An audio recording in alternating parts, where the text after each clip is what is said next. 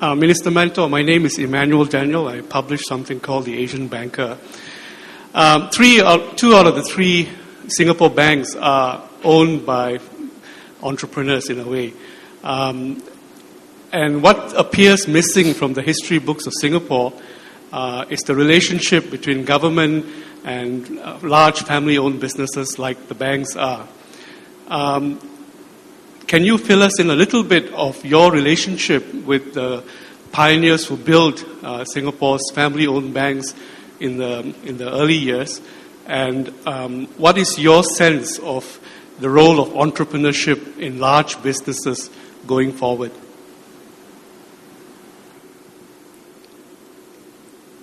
There was a time when everybody thought a banking license will make them rich. So we had any number of new banks, Keppel Bank, Tat Kee Bank. Everybody thinks I just take the deposits in, cheap interest rates, I put it somewhere else, I get a return for nothing. But banking is a globalized business, and we knew that unless we allowed the foreign banks to operate here, we will never get the local banks to up their standards because it's too cozy. So we took this decision. I can't remember what year now, but I was in charge then. We gave them a spell of about 5 years to consolidate and prepare for the competition before we allowed fully qualified foreign banks to enter the market. And we knew that then they had to fight, be efficient, make the grade, or pack up. So the first thing they had to do was to consolidate. I think Tat Kee Bank, Keppel Bank, a few others just were absorbed. I would have preferred, personally, that there be only 2 banks, because I don't think Singapore is big enough for 3 banks. But neither OCBC nor UOB were willing to combine or be taken over by DBS. So we've left it. But I think in the end, there must be further consolidation. You can't go abroad, and finally you've got to go abroad in a big way, because there's a limit to what you can do in a Singapore market. And you need a big, solid bank with capabilities and the capital to debt ratio to go abroad.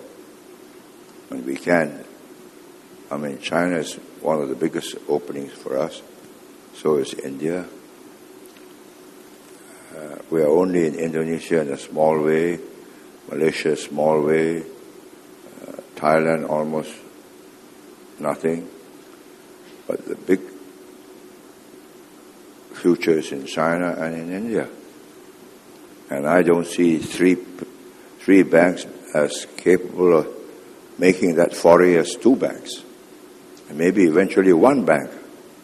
You just look at the capitalization of the big banks in the US and in the UK.